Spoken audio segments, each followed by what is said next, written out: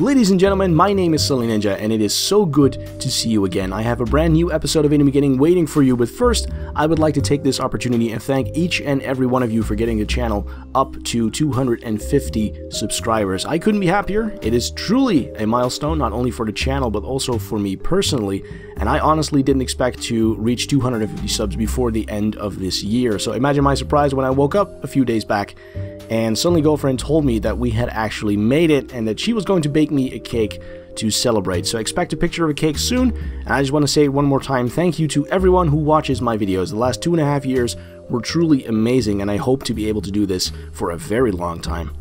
I am sorry to have kept you waiting, so we'll just jump right into this week's indie game, which is Mini Metro. You might have seen this on Steam sometime in the past few weeks. It's been released quite recently, actually, through the Early Access program, so a little warning beforehand, the version I'm playing here isn't finished in the least. There is a lot of stuff that still needs to be added, but the thing that makes it the most obvious that this is an unfinished product is the lack of music.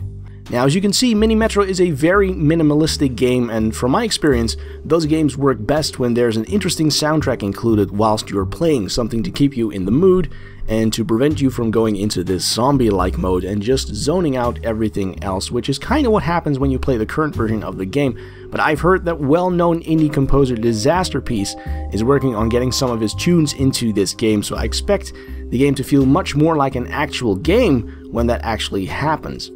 I'll quickly describe Mini Metro for those of you who've never seen this game, but Mini Metro basically puts you in charge of building and maintaining the subway or the metro systems in various cities around the world. You will have to build new metro lines and connect them to stations that pop up randomly throughout the game and see how many passengers you can transport before you inevitably fail, and I feel that is a big point in this game. It's not so much about how successful your system is, it's how long you can keep it going before your inevitable demise, because that system you built will fail, passengers will get frustrated, and you will lose no matter what you do. It's a matter of time, and I see it as a nice feature, just seeing how long you can go before the game finally overtakes you. If I had to describe Mini Metro at this point in time, I'd say it's a mix between a strategy/puzzle game and a city builder for obvious reasons. Now, it doesn't really delve deep enough into the building part to be hailed as the next version of SimCity. As I said, it's a very minimalistic game, but the building part does really affect how well your metro runs, so there is definitely a degree of control there. But don't get me wrong, it looks very much like a puzzle game, and I think it is exactly that at the core of it, only there's multiple solutions to a given problem, and that is where the strategy element comes in.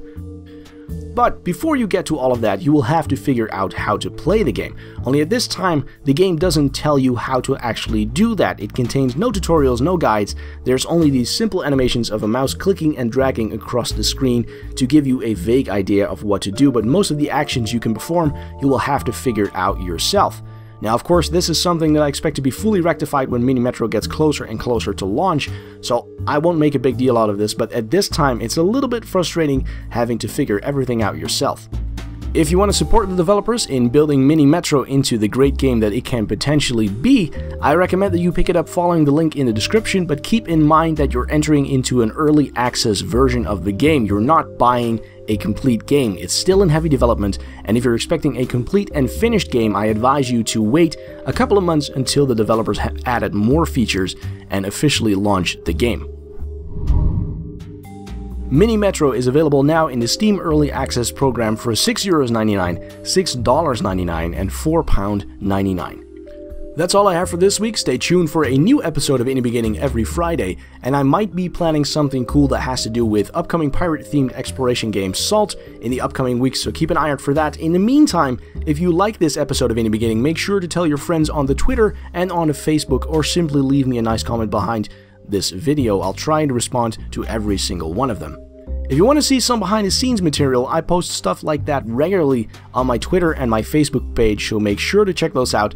It's also an easy way to get in touch with me should you ever wish to do so. For now, thank you very much for watching, and I hope to see you next time.